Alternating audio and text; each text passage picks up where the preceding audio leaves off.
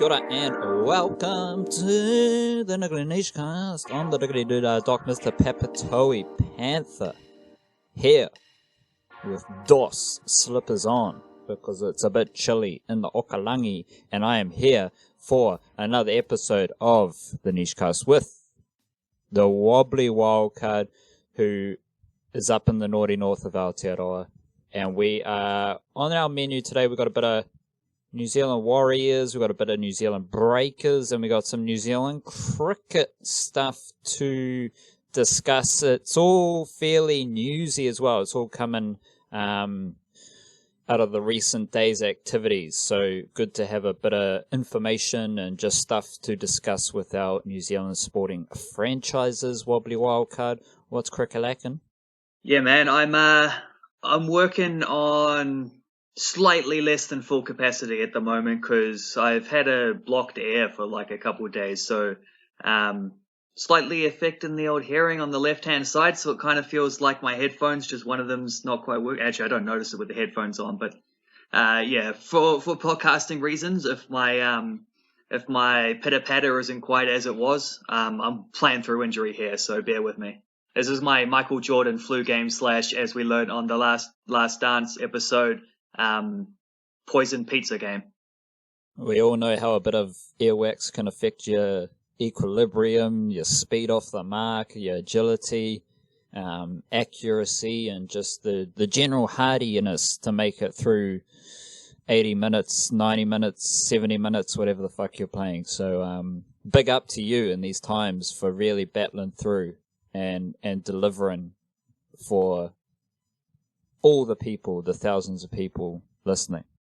Yeah, man, we all got to make sacrifices at these times, and we got to put up with certain hardships, and we just got to battle through and make the best of it. You know, I'm just doing my little part for everyone else. Yeah, rightio. Keep telling yourself that.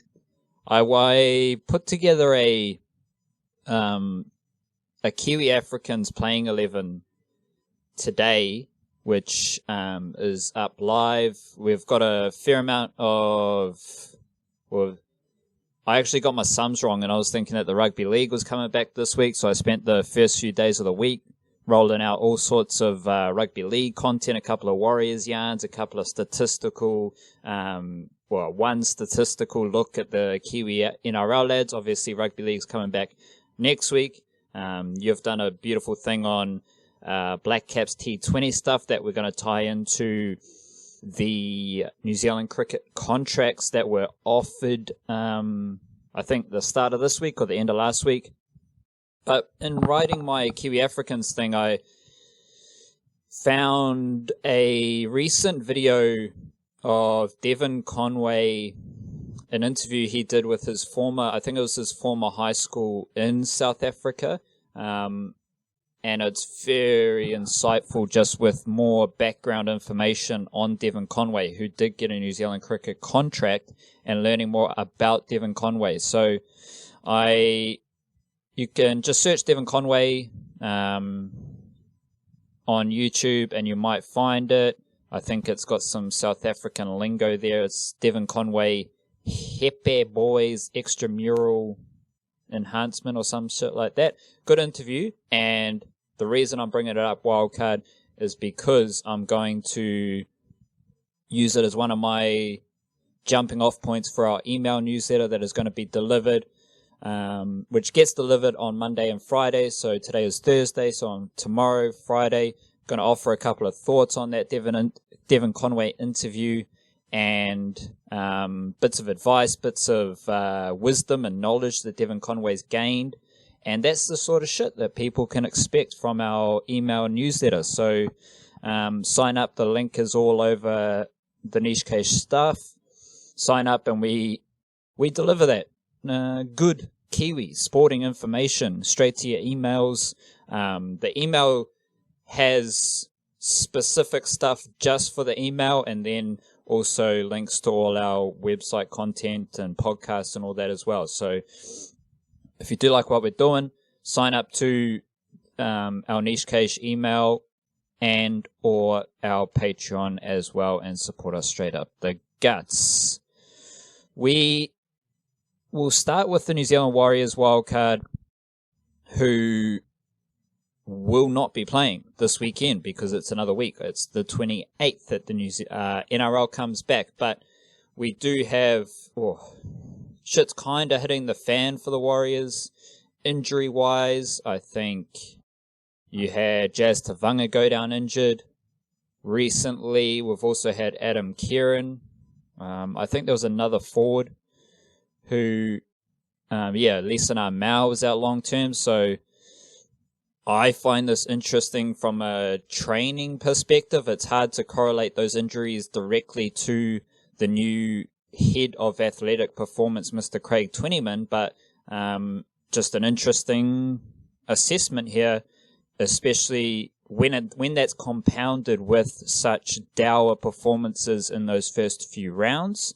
So we can talk about the injuries and any training ideas, or not training ideas as in we're going to write a training plan, but just thoughts and ideas around that stuff with Craig Twentyman and all these injuries and how they're training. Also, the Warriors are reported to be signing Cronulla Sharks forward Toby Rudolph, along with Ben Murdoch-Masila for next season. So neither of them are going to help the Warriors this season when they need lots of forwards, but in appearing to sign those two lads, I've kind of scouted out a bit of a pivot in the Warriors forward pack style, and I think that opens it up to the wider Warriors roster as well. So let's get into a bit of New Zealand Warriors here, Wildcard. You can pick any of those little yarns to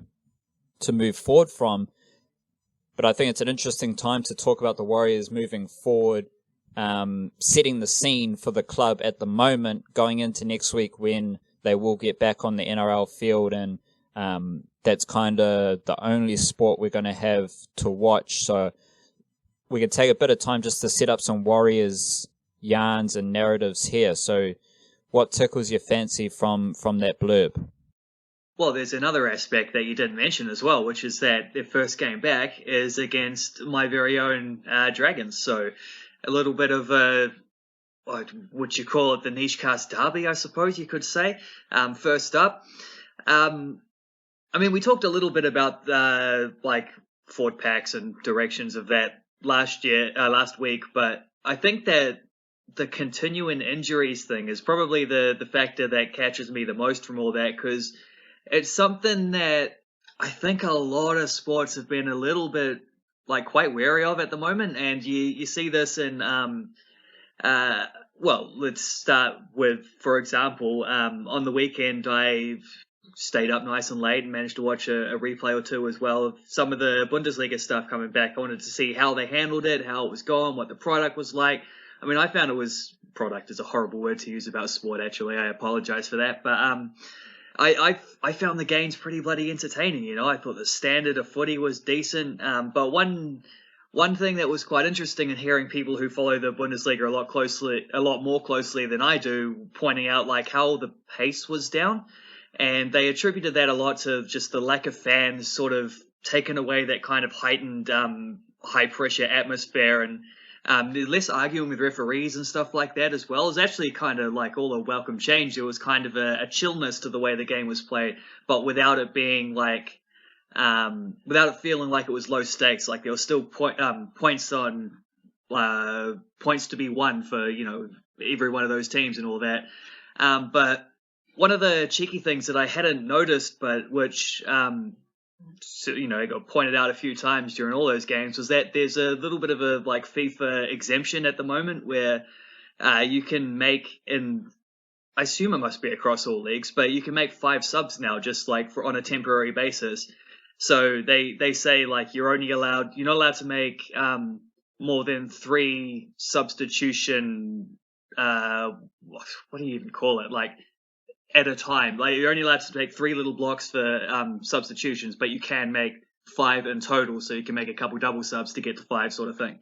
And the reason they've done that is because they're worried about injuries and workloads for players who have been, in the middle of their season and then away from the season and not able to train properly for a while. And this is one of the reasons that one of many reasons that the English Premier League's having a tough time coming back around, because players don't want to, and the NBA actually as well, I've seen similar things from there, like players don't want to come straight back, have a week of training and be right into it. Like they're worried about injuries, they're worried about fitness and all those things. They actually want a bit of time to like work up into games.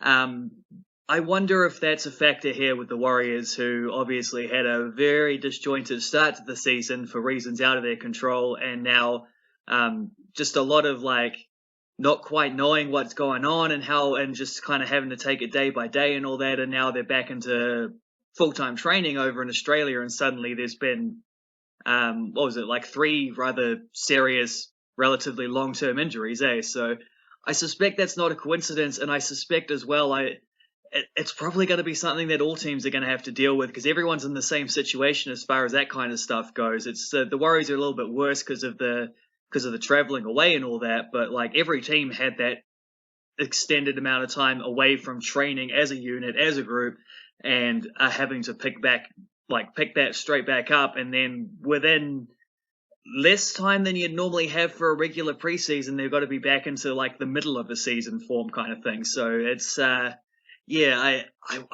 kind of feel that's something that we're going to see relatively commonly throughout 2020, probably not just in NRL and football, probably across all sports as well.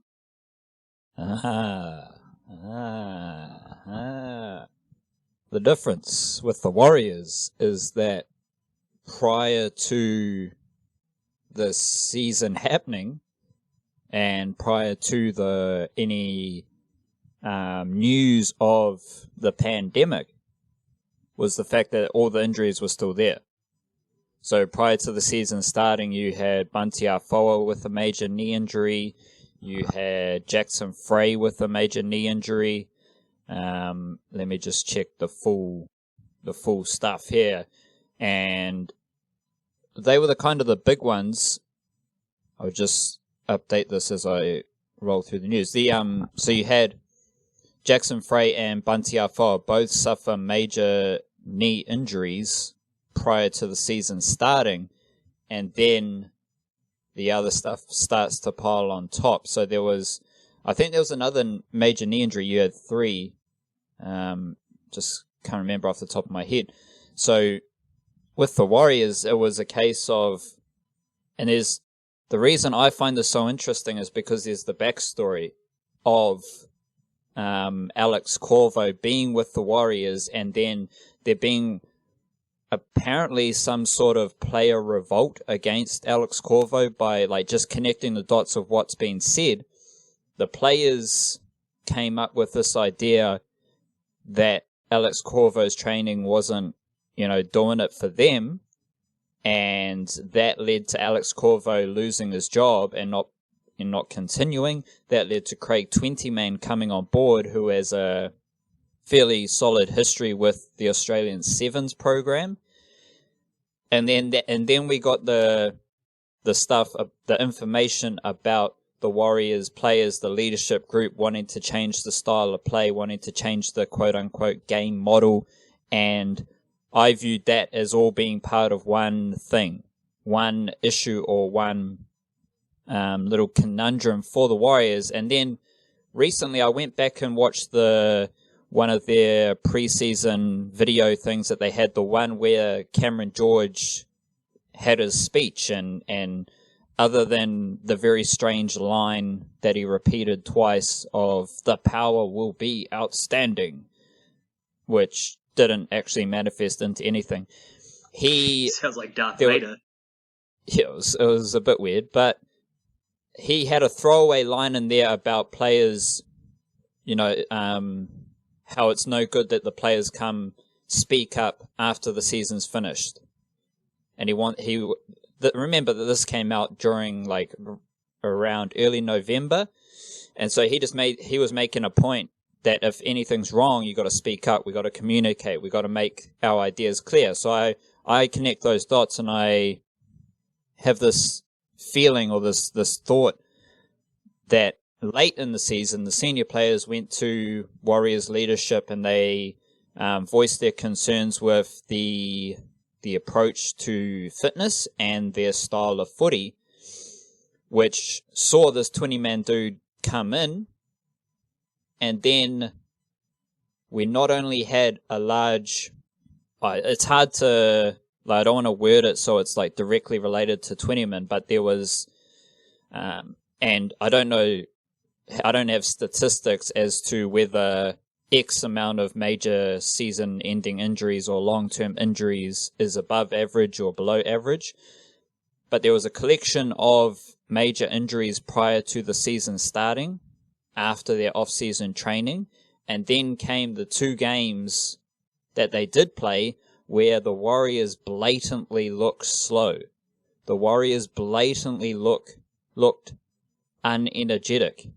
And sure, some of that is our quintessential Warriors attitude and culture and mental toughness and all that stuff, but it's also just physically. They didn't look like professional zip. There was no buzz. There was no pizzazz about how they were moving. They looked slow. They looked sluggish.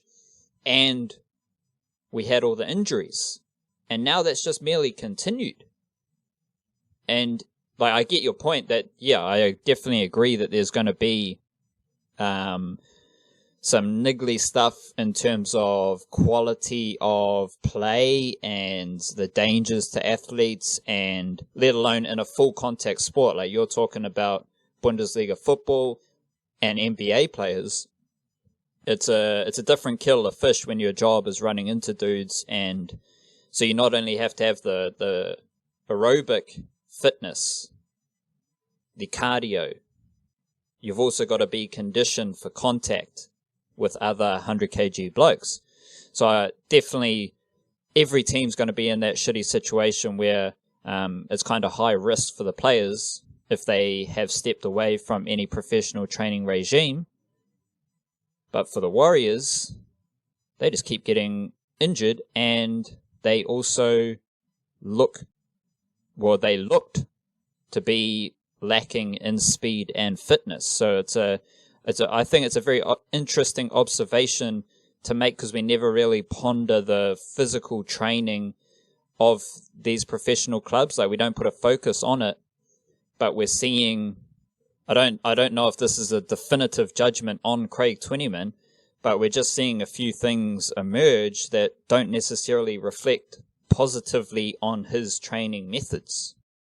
Yeah, that's some high quality sleuthing from you there to connect them dots. That's real interesting, because that kind of, like, old mate Corvo came over from, was it the Broncos, I think, and wherever he came from, he had like a reputation of being a hard man, like the dude who was going to whip the Warriors into shape. And it was probably a little while there, maybe was it the start of 2 seasons ago where they I think he was there that whole time, but anyway, like whether it looked like maybe they had brought more fitness and they were lasting 80 minutes and all this, and then they I'm working anecdotally here, so I'm pretty sure my timelines are aligned, but they might not be. Correct me if I'm getting things wrong. But they had like a nice run to start the season where they had a bunch of wins and a good record, and then they sort of tailed off the rest of the way and became regular old Warriors. And that's one of those things where it's like, because it's easy to look at this now and say, oh, the Warriors maybe, like, to connect a few extra dots that maybe aren't there, and say like, oh, the Warriors senior players just didn't like working so hard.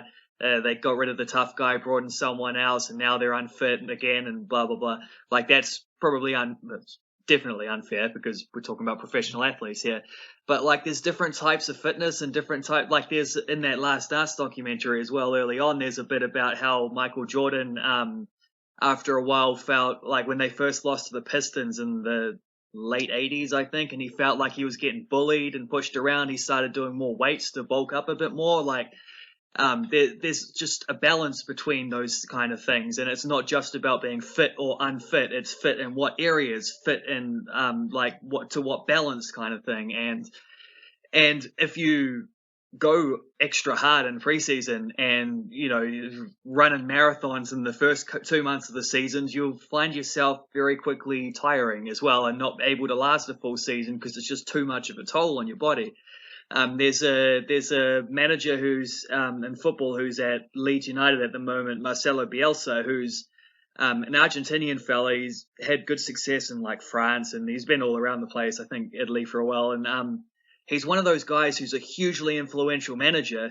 Like Pep Guardiola would have, like they'd talk for hours on end about stuff. Pochettino was a big disciple of his as well, but Bielsa also has a kind of tendency for, because he expects he's tactically a genius. He's super innovative and all this, but what he expects of his players for that kind of like high pressing intensity of football, he has a tendency of not winning trophies as well, because the trophies are won at the end of the season, and he's one of those guys who seems to be like the guy who's close but not quite close enough, because his teams famously fade over the course of years as well. Even Leeds did that last season, where they looked like they were odds on for promotion, couldn't hold on to it over the back half of the season.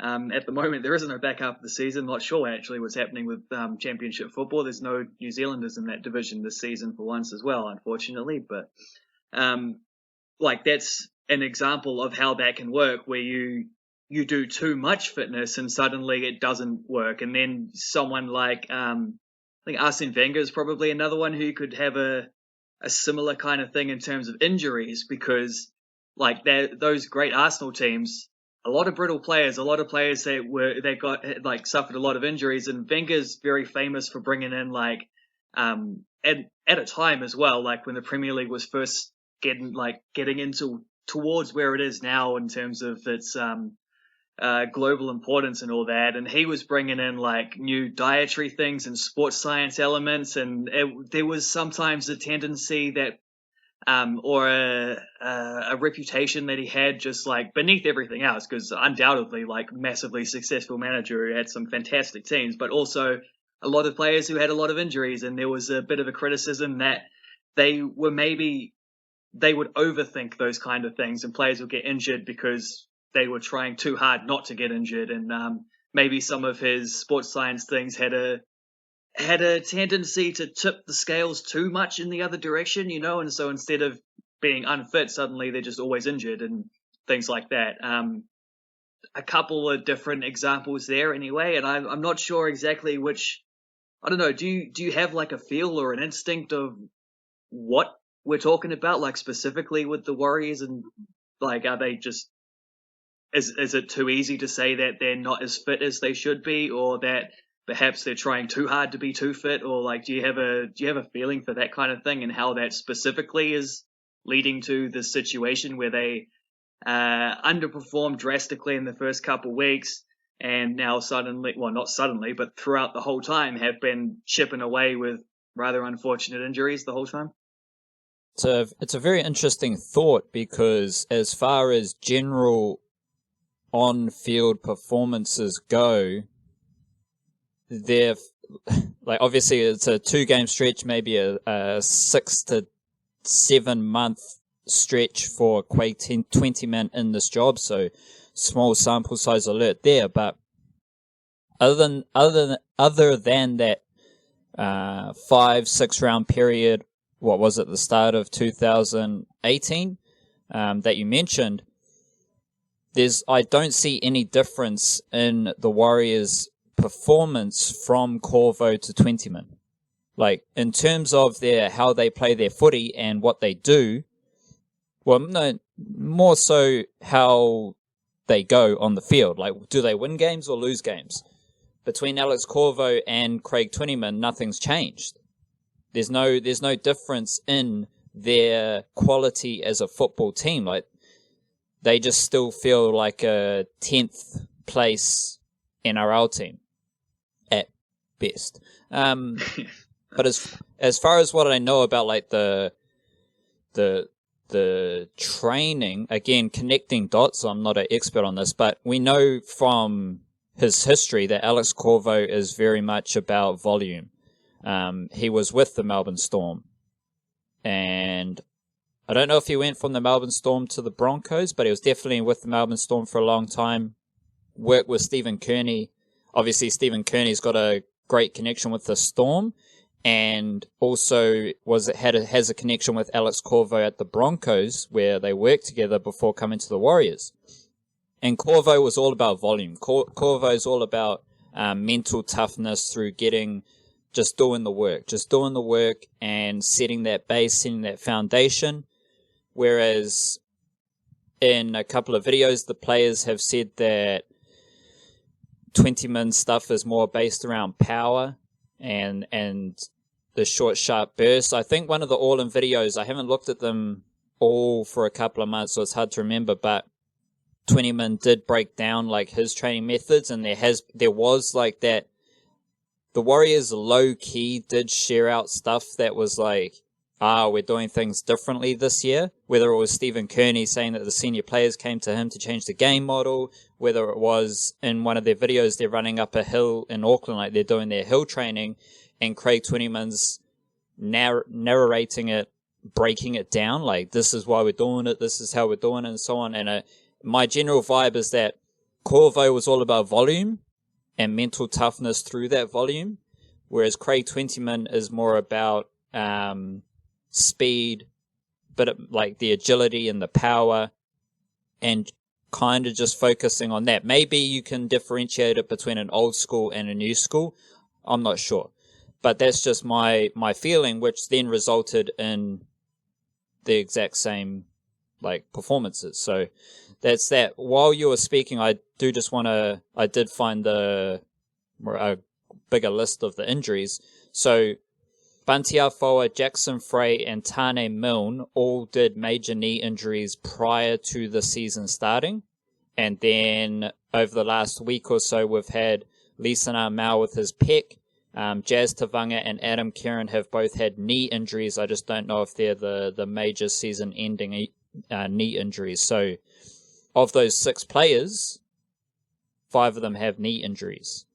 And Jazz Tavanga's, I think he had an ankle injury. He might have had ankle surgery late last year or during the off season.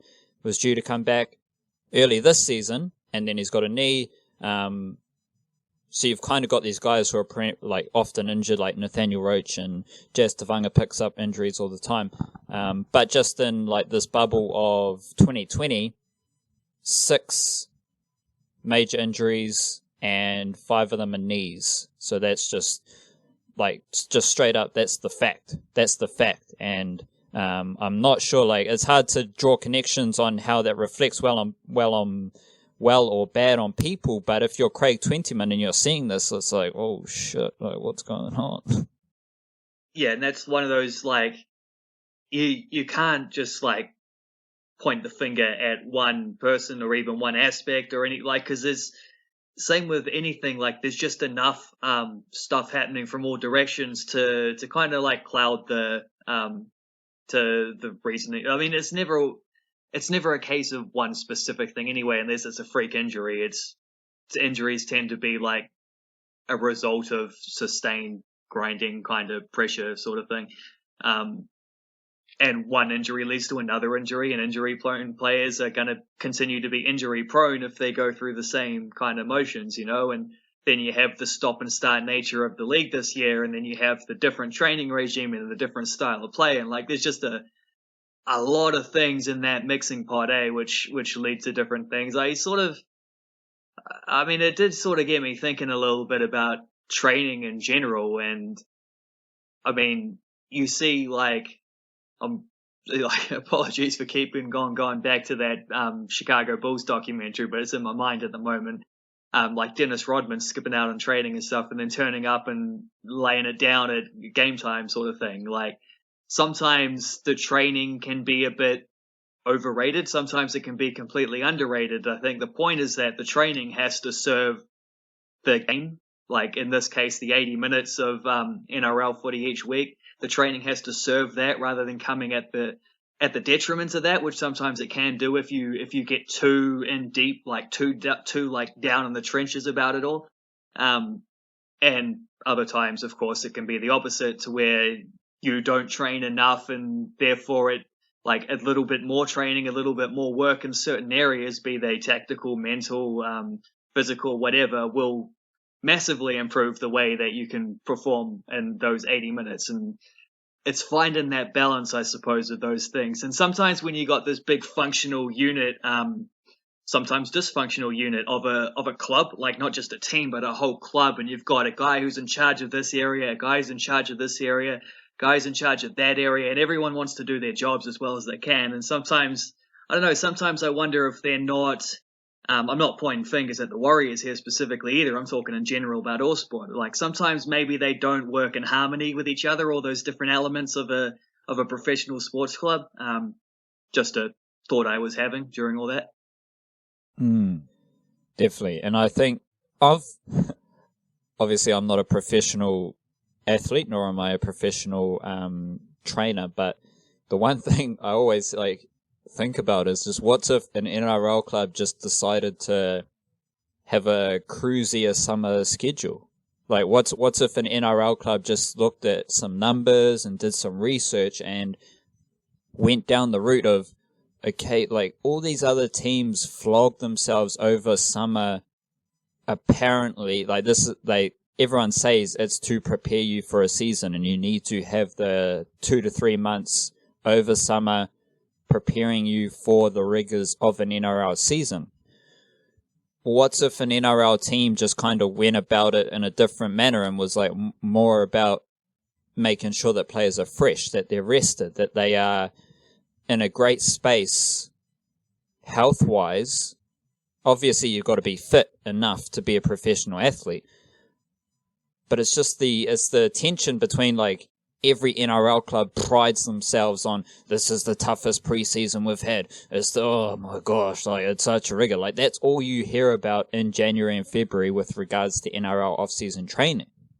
What's if there was an NRL team who was just like, maybe we don't necessarily need to go have the toughest off-season, pre-season training schedule, and it's more about just ensuring that the guys are ready, but they're also ready to go 26 rounds at least and have the bulk of our best players available. Because as soon as you get injuries, that's your best players become unavailable, quality of your roster just decreases.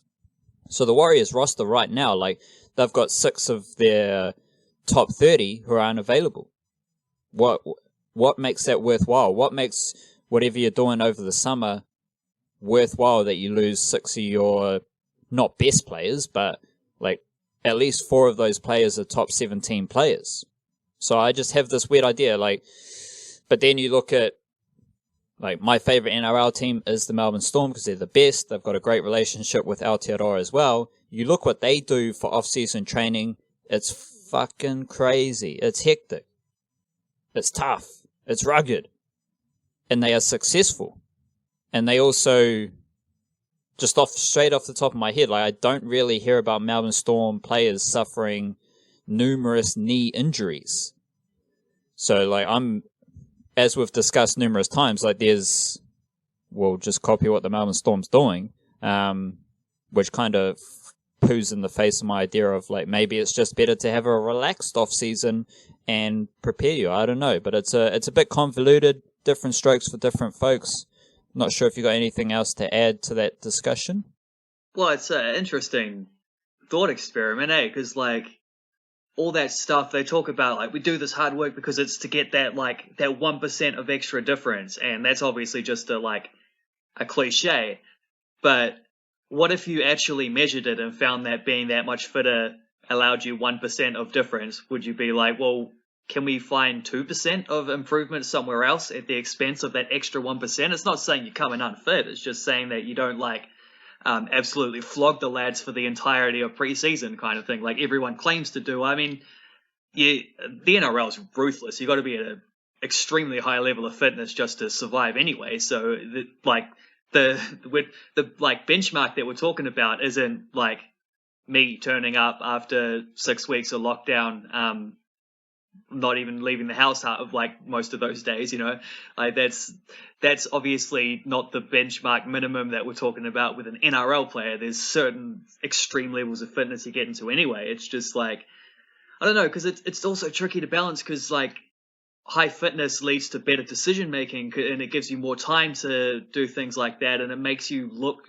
smarter and whatever. Maybe you could like spend that time just absolutely drilling in combinations and stuff like that and skipping out some of that extra kind of thing. So players know instinctively. Like, I mean, I can't give a personal comparison to a rugby league game because I don't play rugby league and I never have. But I can say in a football context, like the teams that overemphasize fitness tend to be the rubbish ones because they're the ones that have to run. Like there's a saying in football, let the ball do the work, you know? Like the good teams are knocking the ball around and they can turn up without having run marathons all week at training because they know they can control the game and they don't have to run as hard. It's the team that's chasing after the ball that's doing all the work. And like I can tell you from personal experience, there's nothing more exhausting than being a lone striker in a team that's like going to lose 5-0 or something like that. You're just chasing the ball across the back line the whole time. It's exhausting. It's just, yeah, it's an interesting balance that sort of like, because then when you get those teams as well, it tends to be you lose. It's like, well, how can we get better? It's not like, well, we need to learn how to control the ball better with our first touch so we can take one touch instead of two. That's really bloody hard to do. It's the kind of thing if by senior football you haven't learned it, you probably won't learn it in a hurry. Certainly not across an entire team. So the thing you can control is fitness and working harder and that kind of thing. So that tends to be the thing you focus on, and then that tends to be like just almost like fetishized to the point where it's this isn't going to have this isn't going to make as much of a difference as it would to just put in one really good midfielder in there instead of someone who runs 15 Ks a game but can't control the ball if you pass it to them. Yeah, it's a funny one, isn't it? Like the way that kind of, because NRL is another thing we've talked about plenty of times with the NRL is the rugby league old boys club kind of thing in Aussie. Like there's a lot of that as well, like just that kind of, and we get it here too with the way rugby's talked about, probably all sports because of this, but like just that kind of thing is you've got to work, like that's, again, probably a little bit of a fetish thing is you just got to work as hard as you can and put your head down and do your job and these kind of things and maximum effort and sometimes maximum effort isn't actually what you need. Sometimes like less than maximum effort allows you to do maximum result because of like just technical expertise or whatever, just being a little more pinpoint kind of thing rather than running your socks off. And it's just one of those weird things where the way it's talked about sometimes is perfectly accurate and completely right, and sometimes it's just kind of ingrained in the established way of doing things and isn't necessarily as true as it feels, or as true as we're told it is. Yeah, like this is obviously impacted by like the content that I consume, but I never hear about an English Premier League team talking about how they've had the toughest preseason. I never hear about an NBA team saying how they've had the toughest preseason. I don't even hear about like Super Rugby teams saying, "Oh yeah, like we've had the toughest preseason we've had, and we're putting up all these big running numbers." Like it just doesn't seem to be, to use your word, fetishized as much as the NRL. Which is an interesting thought. Like I find that rather interesting, and can obviously go back to the pokies and beers kind of culture of the NRL. Just one more note: Melbourne Storm. I'm not going to say that they've just like generally they've got one of the lesser, one of the smaller groups of injured players. As told to me by the NRL.com casualty ward, they've only got 4 players out injured right now, which is just a quick scroll, feels about average. Not too many teams have less than 4. Only a few teams have like 6, 7, 8. But Melbourne Storm, no knee injuries. So that might be purely coincidental, but you've got one team in the Melbourne Storm who have no knee injuries in their injured group right now. Then you've got a New Zealand Warriors team who have at least 5 knee injuries.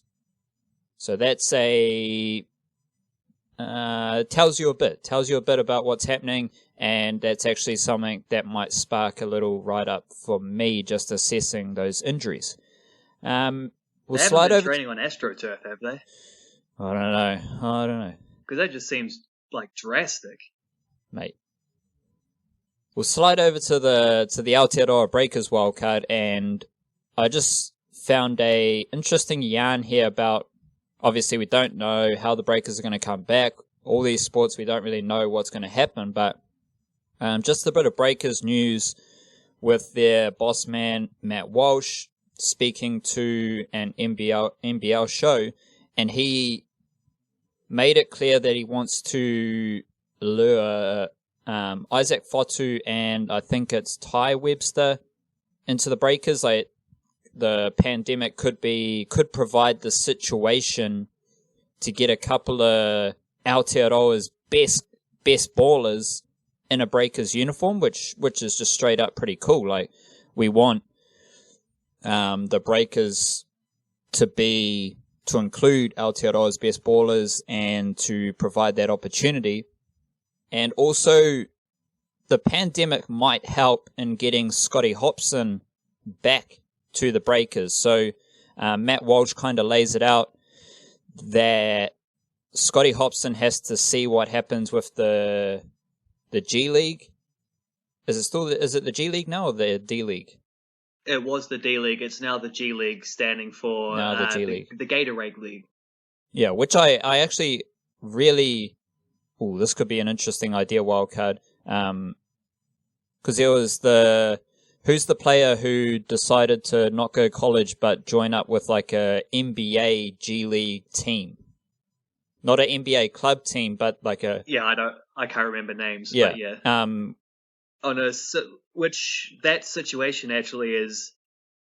I don't know if I can say directly, but it's the next thing too directly related to what RJ Hampton did, right? Like, RJ Hampton rejected college to come down here, and then part of the reason that the G League, which, run by the NBA as well, the X-Development League, now the Gatorade League, part of the reason they've allowed a guy to skip college and go pro in the D League, did it again, the G League instead, is because they'd rather guys do that in America than in Australia. So it's almost like in competition to the Next Stars thing. I actually viewed it as a direct response to the NBL situation with Hampton and LaMelo Ball. And hearing some of the details, just to take a little non-Breakers turn here, some of the details about that G League stuff was real interesting. Like, it has, like, at the time, it wasn't even fully fleshed out. It was just like, we're going to have this team.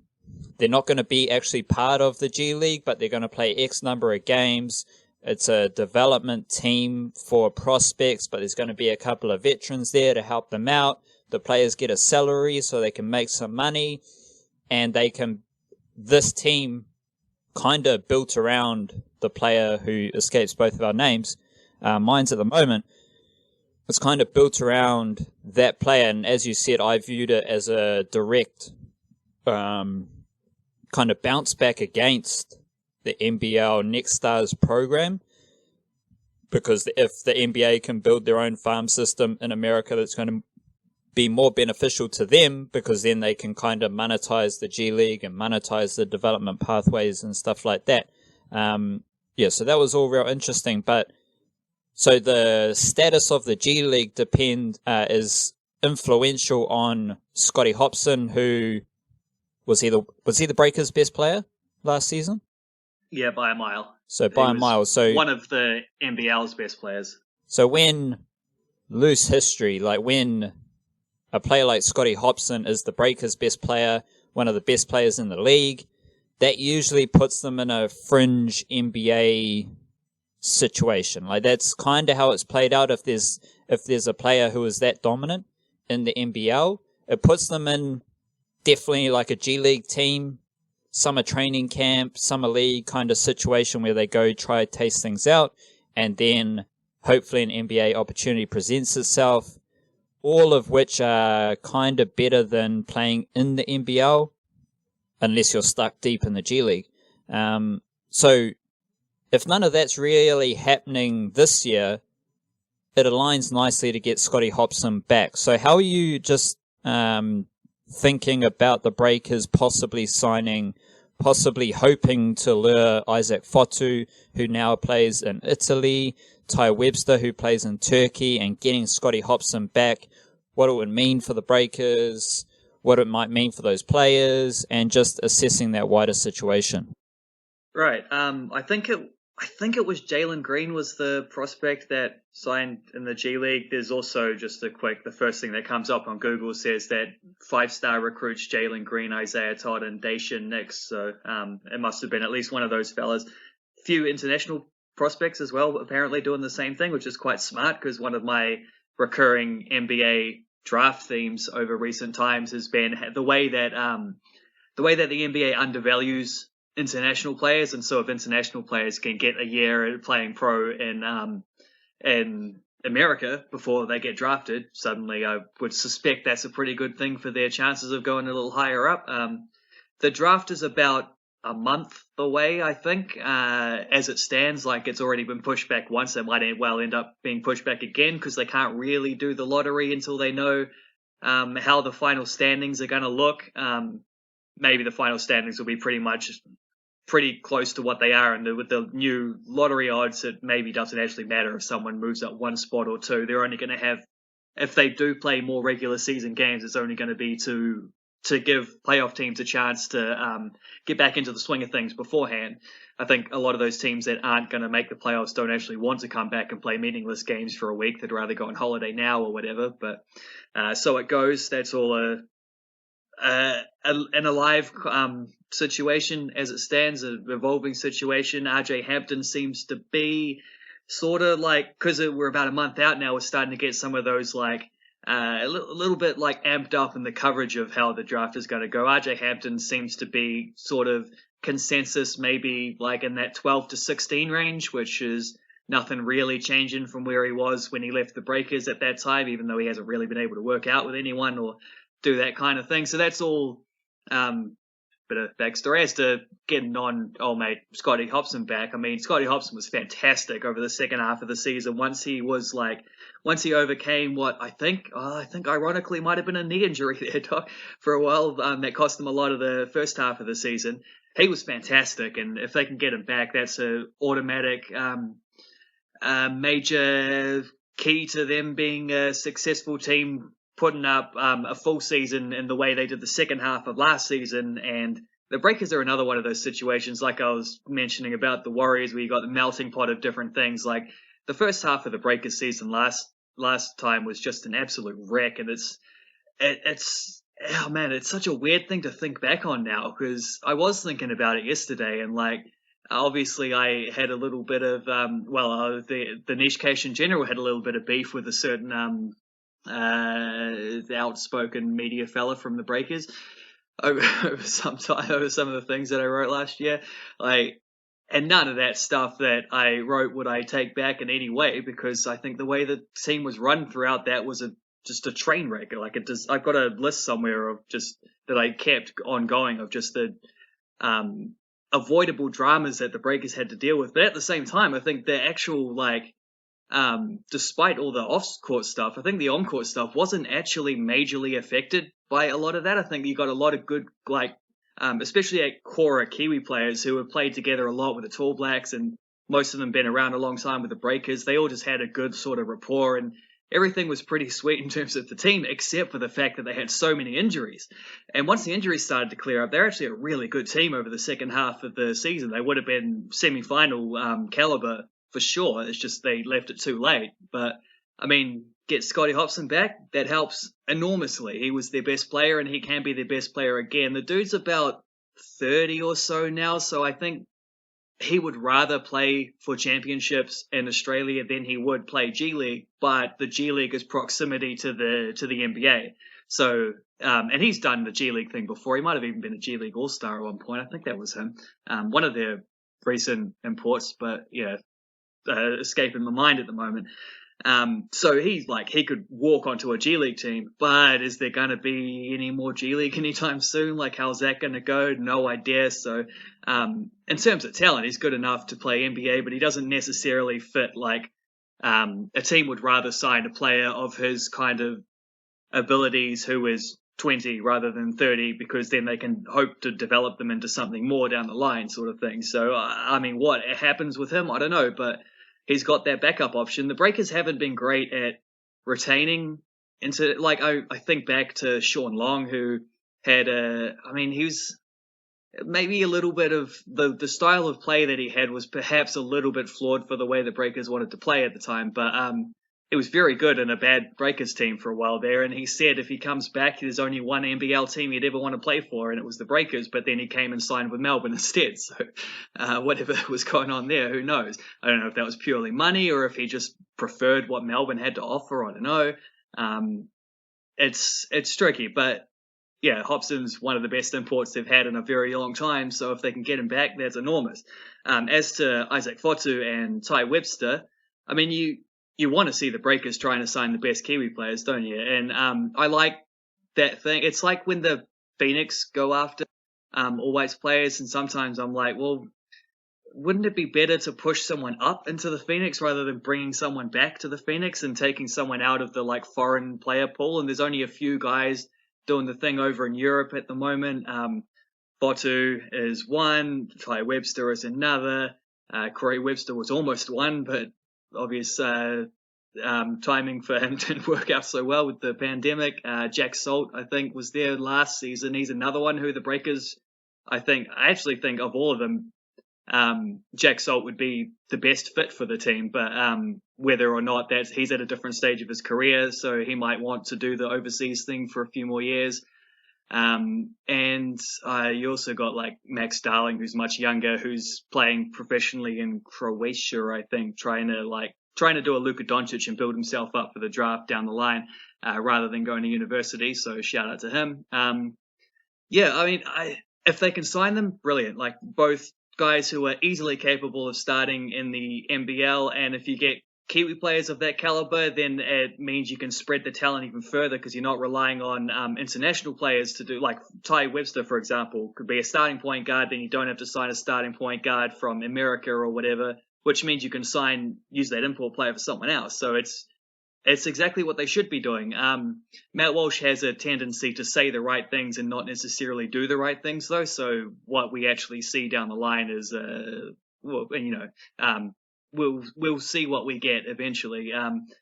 Because it is up to those dudes. Like the ball is in the court of sounds like a basketball metaphor, but I guess it's a tennis metaphor, isn't it?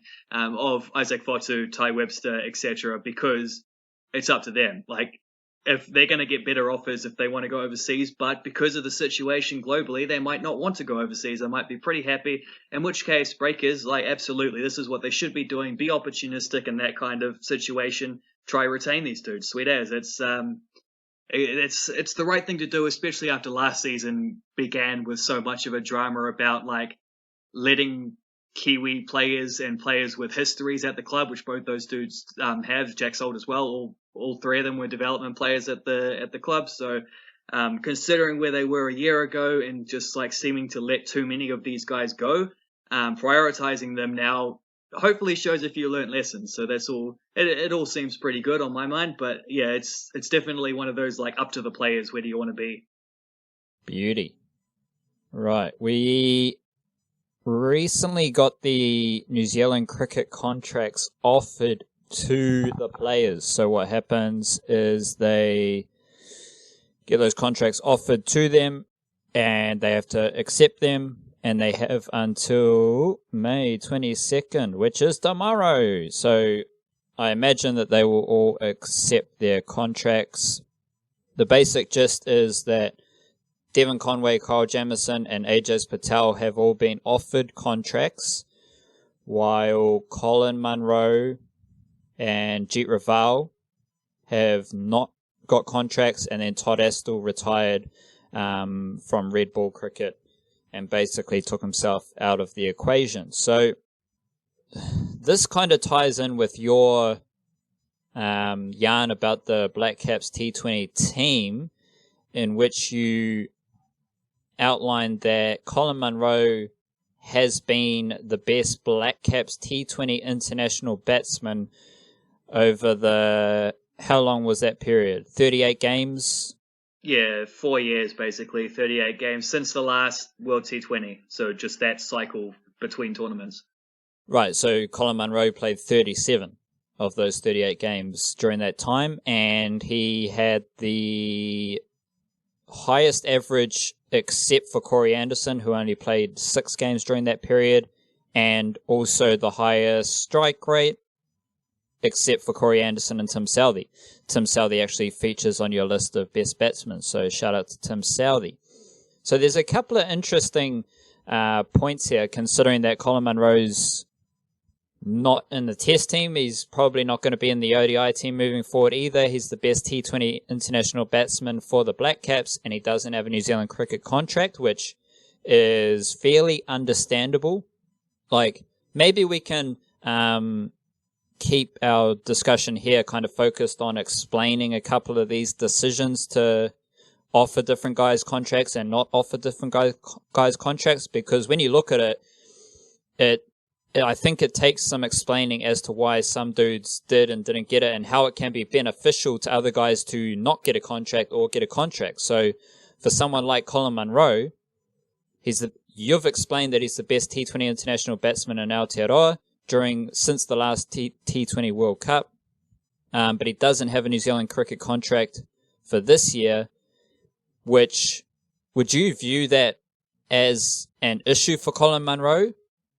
Or is it a non-factor? Like, let's try and get into the nitty-gritty of explaining the value of these contracts to the players, because for someone like Colin Munro, my feeling is that, yeah, sure, you miss out on the monthly salary which New Zealand cricket offers you with that contract, so you don't get that guaranteed income, but you're liberated to partake in any T20 competition that you want, and you can still play domestic cricket. Colin Munro is still going to be contracted to the Auckland Aces, so he's still going to earn money from the Auckland Aces as far as like a salary contract goes, and then the match payments that they get as well.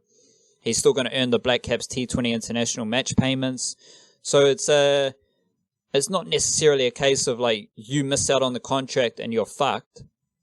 For someone like Colin Munro, it's actually like a bit of a non-issue. Yeah, I mean, his pockets will be a little lighter because of it, because he won't be getting paid as much by Auckland. But yeah, if he tags on to some of the T20 leagues, and he certainly is good enough to do that, and if he has a good World T20 whenever the hell that might happen, because it sounds like it's probably going to be postponed possibly into next year, just until more countries are able to freely travel, and Australia can host it with fans and all, those kind of situations. If he has a good World T20, then he can. Well, it might not even come to that. Like, if the thing gets pushed back, the IPL will happen probably in that time, just because it's easier to function an IPL event in that little ICC window. Colin Munro's nothing stopping him popping over there. Then, if that's the case, if everything's working at normal capacity, we don't know what the case will be with foreign players and whatever, or if it'll even happen anyway. But yeah, like he's got options, doesn't he? So sweet as in that regard. One of the things with his stats that probably has to be mentioned, because people will be listening, shouting it at their phones right now otherwise, is that's like heavily back-ended. His stats, he was excellent in 2017, I think it was, outstanding in 2018, and pretty average in 2019. Like, not terrible, not absolutely terrible or anything like that. Like, his 2019 numbers dropped down to about what Colin de Grandhomme has averaged over this entire 4-year period.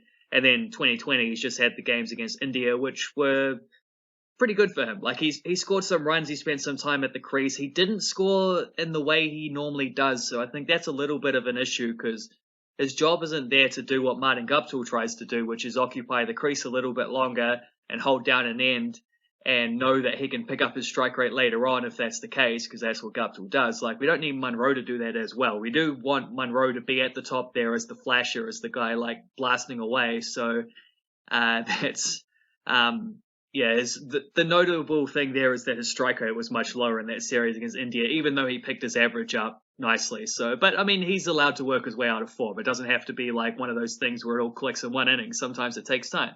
And this could be also, we all know what kind of a fiery character Colin Munro can be. This is also, got to be honest as well, something that he could perceive as a snub. I think I'm right in saying there's like a point system in how they attribute the contracts, and it's sort of like tiered, which means that a 2020 specialist is less valued than a test specialist, for example. And that means like it's not a personal decision to like, it's not like New Zealand cricket hate Colin Munro. It's not like he's about to be dropped from the team. It's just kind of the way it worked out, because you've got a couple other guys like Devon Conway is going to be in contention for all three formats on the basis of being the top run scorer in all three formats at domestic level this season. Kyle Jamieson has come into the fold as well. I think Tom Blundell already had a contract, didn't he? Ajaz Patel was the other one, wasn't he, that you said who's been given it. And Ajaz Patel is now our first choice test spinner by all accounts, it seems. So, I mean, that's just the way someone has to drop out for that to happen, and that's just the way like the dice fell. But Colin Munro has every reason, because of his track record in 2020 cricket, and because he's going to be a very crucial player when the World T20 happens, and then when the World T20 straight after that happens, because it's possible there could be two next year.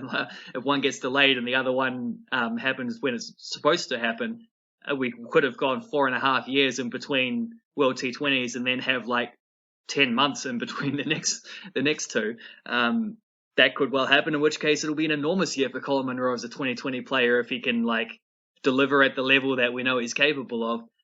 Like, he's more than welcome to feel snubbed, and if he feels snubbed, he's more than welcome to feel motivated to prove exactly what his worth is to the Blackcaps and, help us win a couple World T20s, hopefully. Yeah, I spent the second half of last year outlining how Colin Munro had decreased his T20 international production, and that had also flowed into some of his franchise stuff as well. But I think possibly most crucially his ODI stuff, which was where I think the liberation for Colin Munro comes in not being considered in the ODI team anymore. Like, I think that frees him up from going, like, it's got to be a weird thing to play international cricket and to struggle in front of big crowds and to feel like you're going to be dropped if you don't get a score, and then you nick out early or you sky one trying to play across your hip or something. Like, that's got to feel like real vulnerable and difficult for someone, and just the pressure of it. To be liberated from that, I think, almost in a way, it's like less is more in a way, because now we know he's much more comfortable in the 2020 format. Well, that's what he specializes in now. He gets to only do the stuff that he's good at. So I think that's possibly the best liberation for him of all. But people had come to expect Colin Munro to struggle in ODI cricket, and there was a consensus that he was still the best option to open the batting in the T20 team, which is where I was coming from, like trying to disprove that because his numbers didn't align with it. But it's an important thing when talking about cricket, like form comes and goes, so you've got to take that into the assessment. Like you said, it was his during that cycle, that T20 cycle, he was very good at the start of the cycle, not so good near the end. But that's okay.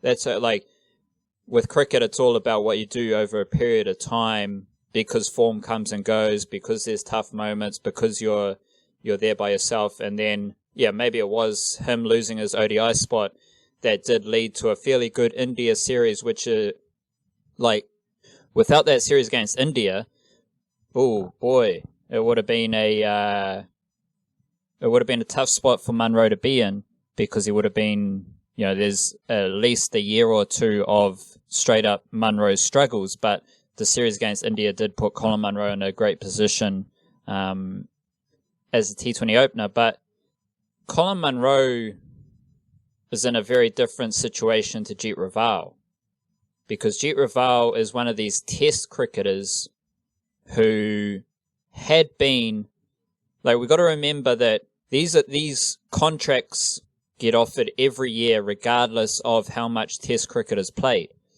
So for the last couple of summers prior to last summer, the summer just gone, the Black Caps only played 4 tests.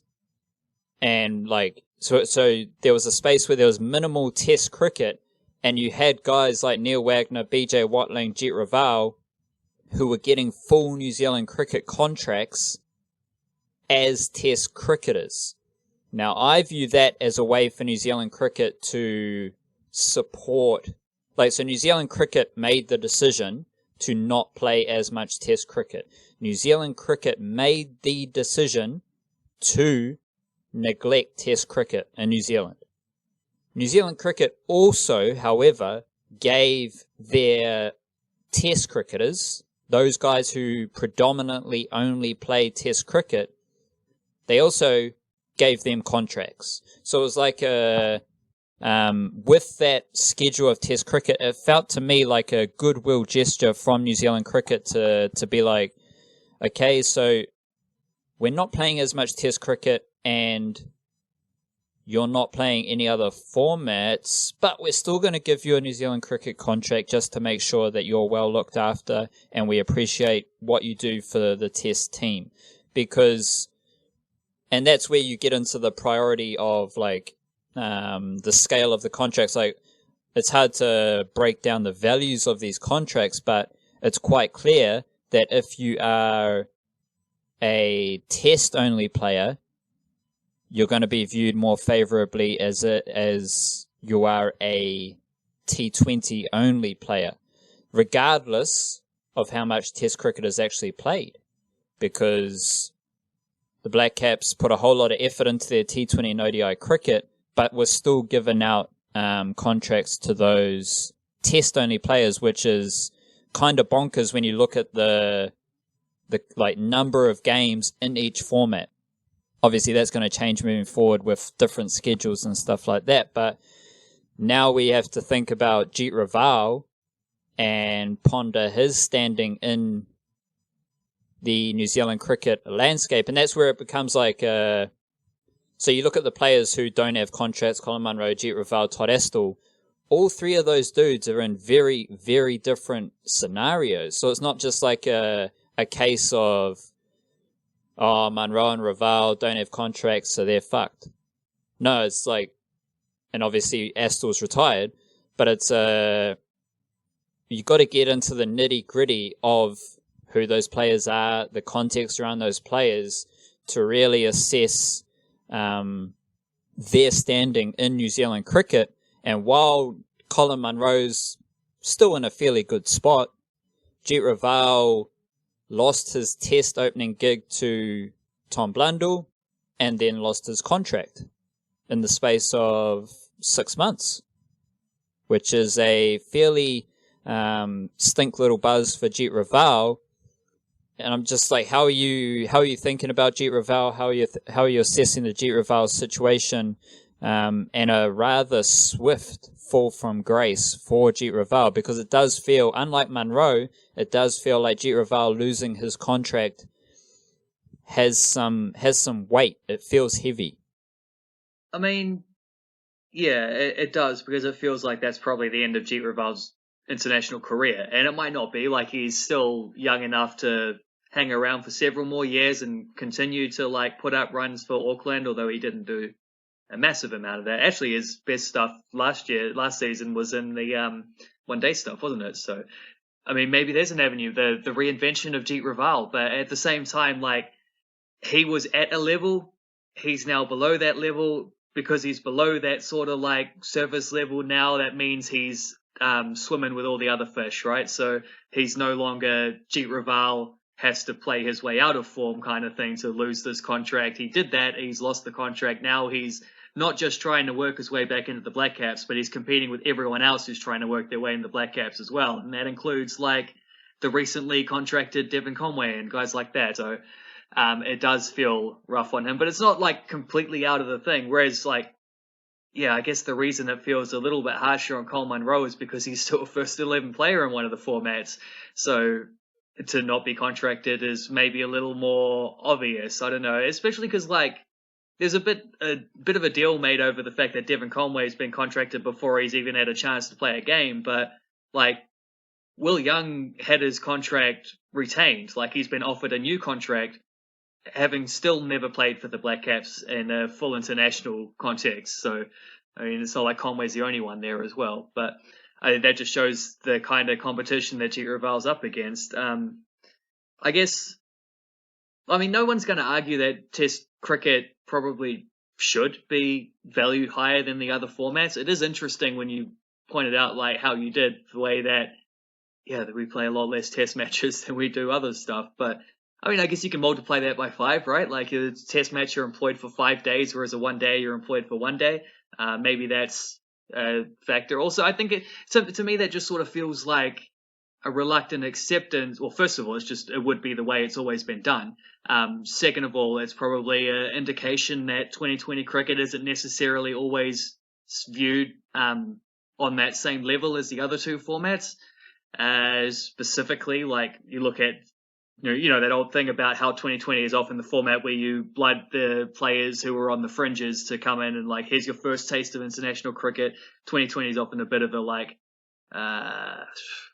is Trojan horse an appropriate metaphor for that? I don't know. Maybe a Trojan horse into international cricket like that.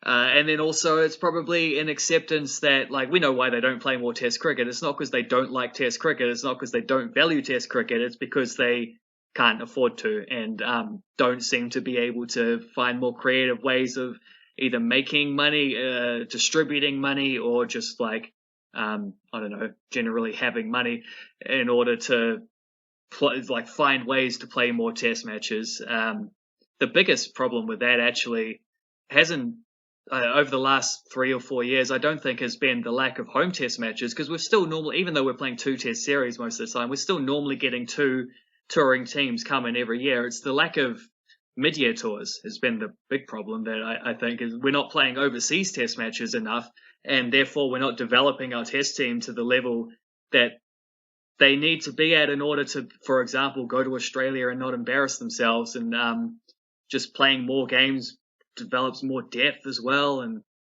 I think that's been more of a factor. But in terms of the way that New Zealand cricket value Test cricket, I think it's just that they still hold it in the same esteem. You've got a lot of ex-cricketers involved in that as well, and all the players say that Test cricket's the pinnacle. It's just that, I think they're admitting there that the finances are a little bit of an issue, which I could spin off into another yarn about how a lot of money on the player perspective is actually made on the 2020 circuit these days, which is a little ironic comparing the two, but I don't think I'll do that just now.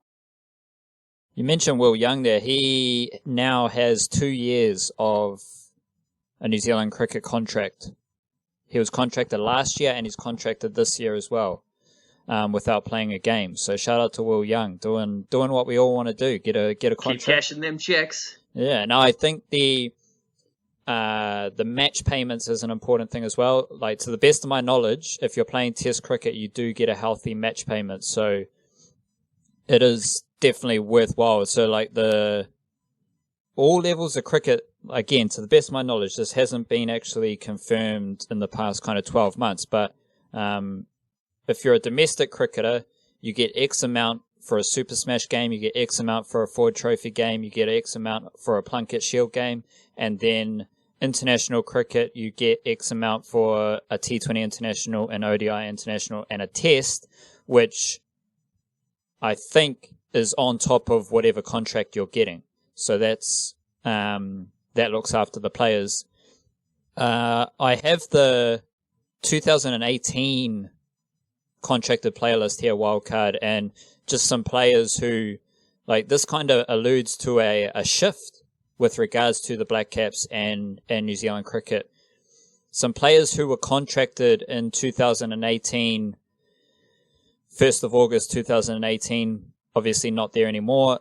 Corey Anderson, Todd Astle, Adam Milne, G. Raval, and George Worker. So you are seeing a bit of a, like, I believe that the Warriors roster is going to undergo a shift going into next season, because you've got a couple of interesting players off contract and they've already started to shift around their forward pack. This shows that New Zealand cricket and the Blackcaps have undergone a bit of a low-key pivot away from some other fringy Blackcaps or Blackcaps that we knew really well back in 2017 and 18, and then coming into the 2020 list, there's a bunch of dudes who just drop out, and guts for them.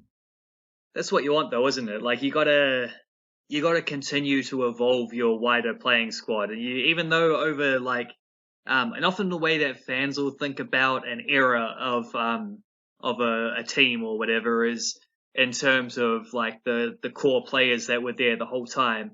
And okay, one last dance thing. You look at the 90s Bulls, which had Jordan and Pippen the whole way through.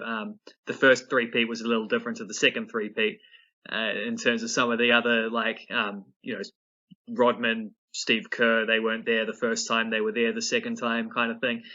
But it's remembered because of that Jordan in particular, Phil Jackson as well as coaches kind of thing. But it just shows the Michael Jordan might have been there. Well, Scottie Pippen was literally there the whole time. Michael Jordan left in between the two three-peats. Phil Jackson was there the whole time, and the cast beyond them kind of evolves, and develops, and fringe players leave, fringe players emerge, and it's just got to be a constant, it's got to be a living thing, or else that's how you get stale. That's how things crack and fold and break and all those, and when I was watching that, it made me think of Sir Alex Ferguson's time at Manchester United. How many great teams did he have during that era? He had he won the Champions League in 99, he won the Champions League in 2008, so that's almost a decade apart, two very different teams.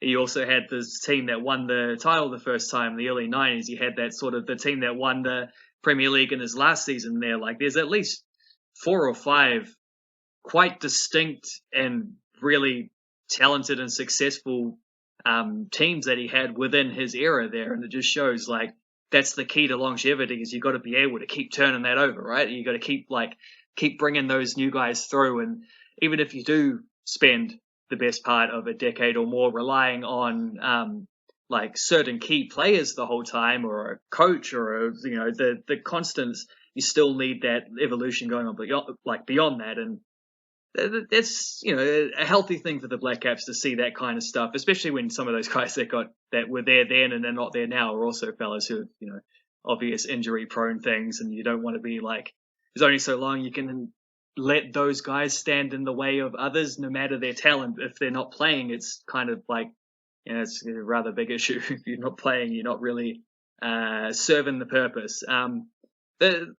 You might have something to add to that, but also I wanted to ask you what you're just writing on the T20 stuff, getting me thinking about that. If a World T20 starts tomorrow, what is your first 11 for the Blackcaps? I will chuck up the Melbourne Storm as another example, of that Ferguson. Another great example. Pivoting, they had their big 3 or salary cap induced big 4 or 5, whatever it is, but it's the ability to rotate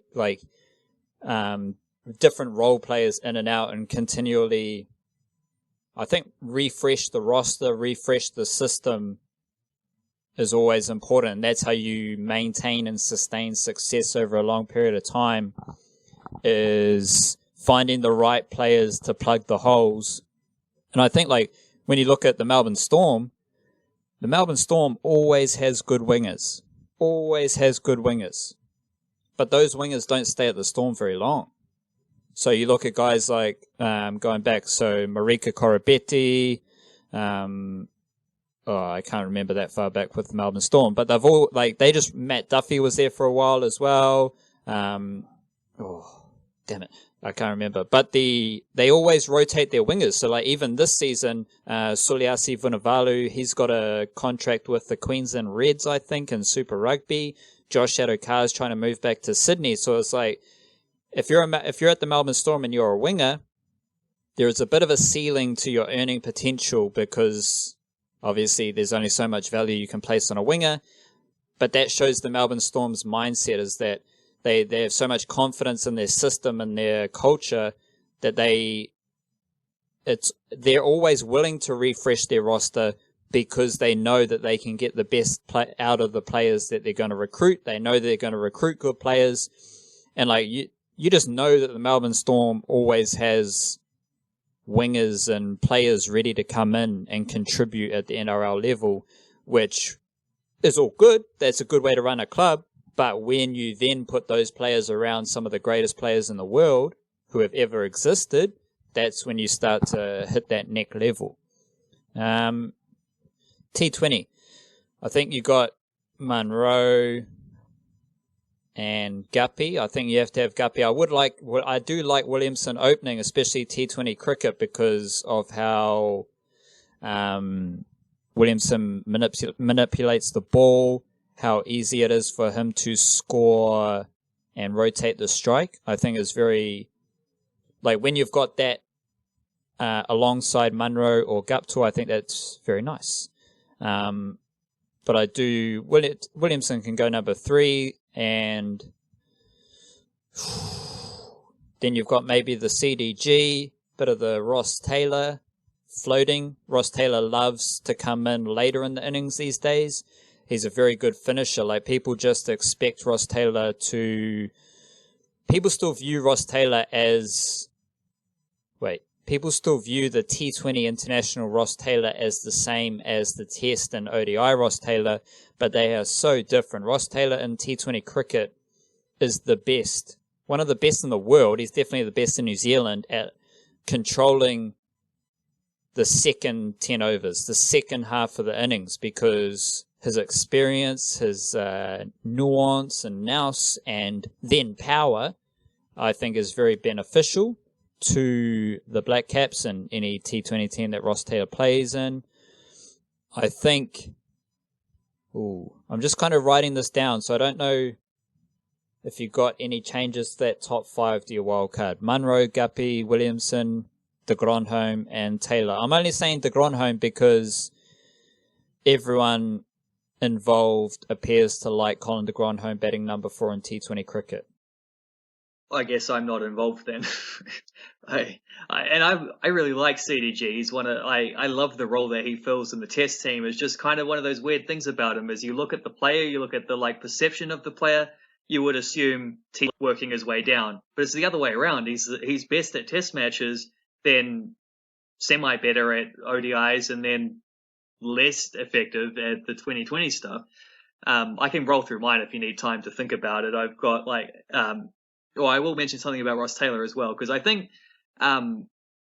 he's found his spot, and I think writing about just trying to, because the reason I wanted to look at the stats from the last cycle was just to get a grasp on what the team actually looks like the trends of selection and performance and things like that, and a couple of things became extremely clear. One is Colin Munro, as we've already talked about. Another one is that while we have spinner dilemmas in Test match cricket, a little bit less so definitely less so in ODIs, because Santner is the number 1 guy, and if they need a second spinner, they bring in Sodhi. That seems to be the trend pretty clearly the last few years, so that's fine. 2020 stuff, there's absolutely no dramas whatsoever, because Santner and Sodhi not only have the 2 top wicket takers over the last 4 years, but they've also...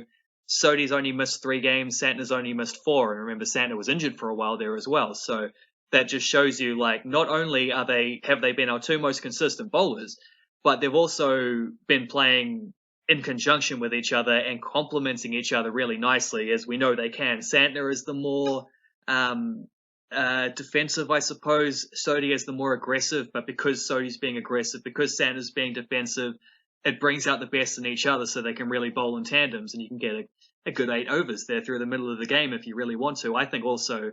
Sodhi in particular, I would like to see him bowling more in the last 4 overs, because I just think with batsmen going all out for the slogs against a guy who can spin the ball both ways, it's a recipe for disaster. He could also get pummeled. It's a risk you got to take, but at the same time, I think he could also take a fair few wickets that way. I think that's considering how bad a lot of our seam bowlers have been at bowling super overs in particular, but also just in general bowling late in the death of both ODIs and T20s, I think that's a factor that certainly shouldn't be ignored. So I think that spin twin thing is one of the most exciting factors of the team over the last couple of years. And I think the other most exciting factor is that the two best batsmen in New Zealand cricket, Kane Williamson and Ross Taylor, both seems to have really found a role that suits them. And like you, I'm pretty enamored with the idea of Kane Williamson opening, and he did open at the last World T20 with Guptill. Munro, I don't know if he was in the squad or not, but he wasn't a factor in the games. I think he might have been actually. I think maybe Munro was batting at 3. Come to think of it, but Williamson since then has found a extended a real good. He was great, absolutely brilliant against India, particularly in that 5th game where he got like 95, I think, in that last one. Batting at close to like 200 as well as strike rate. He's done most of his best work in the last few years at batting at 3.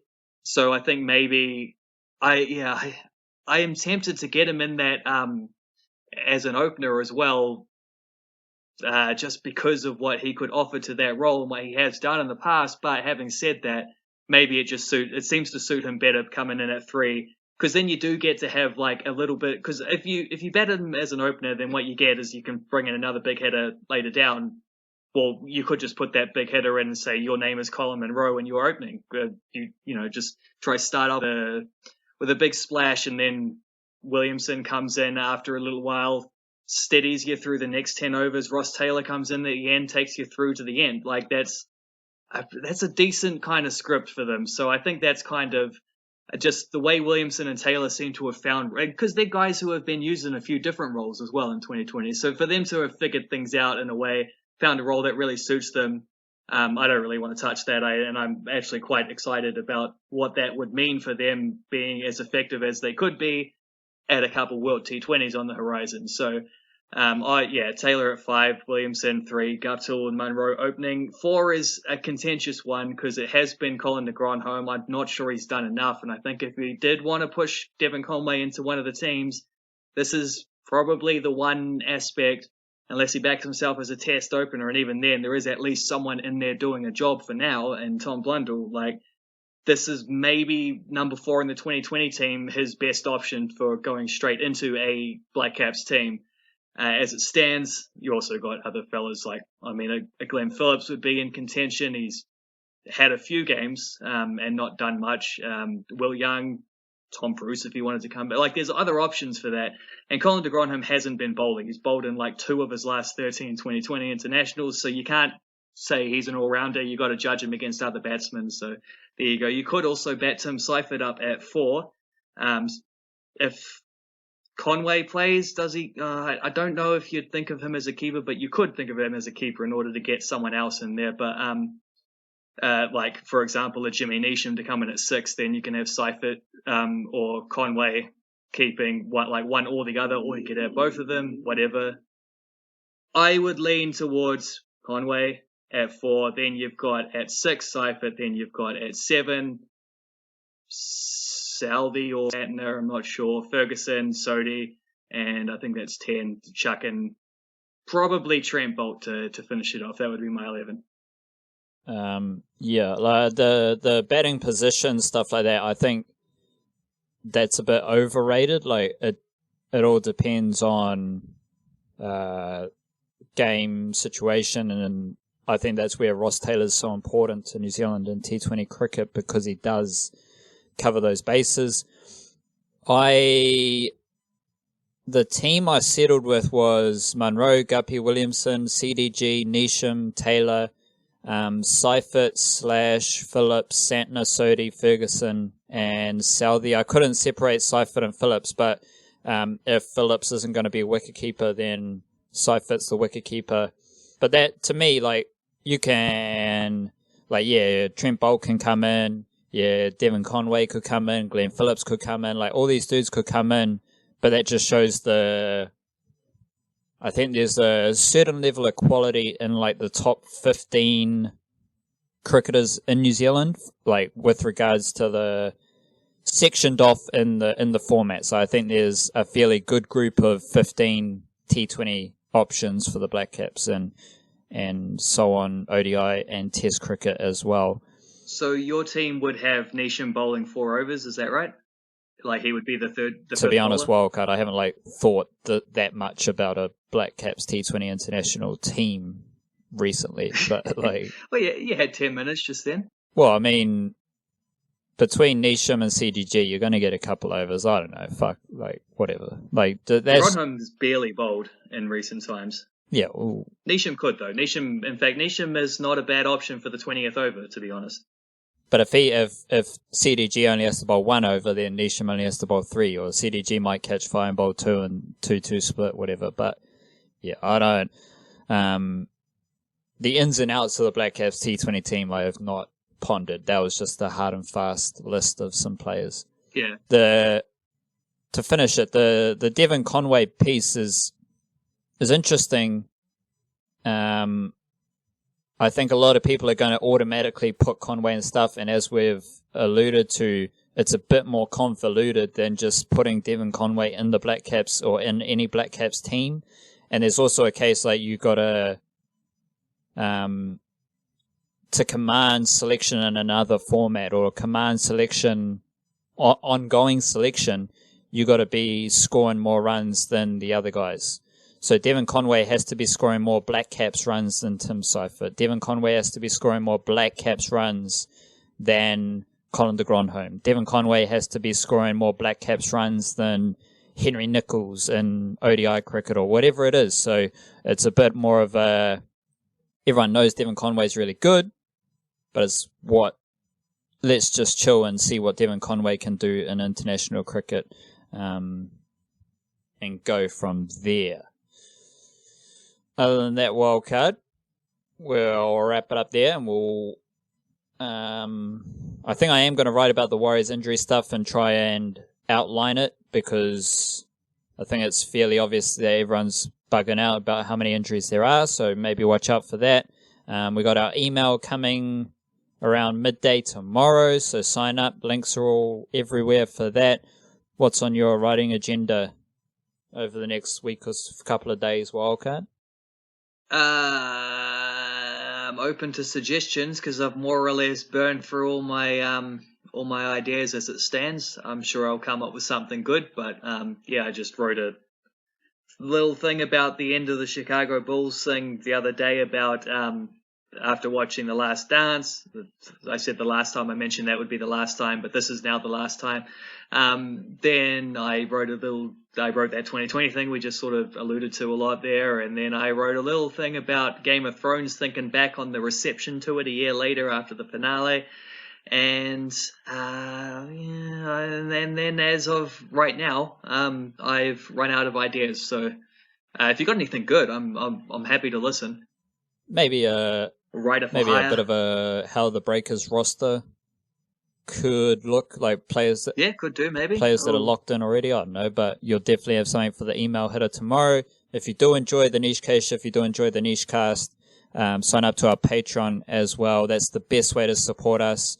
Otherwise, kia kaha, stay beautiful, and enjoy the sunshine around where we are in Aotearoa. Hopefully it's sunny near you, and you get a bit of that vitamin D on your skin. Chit chit.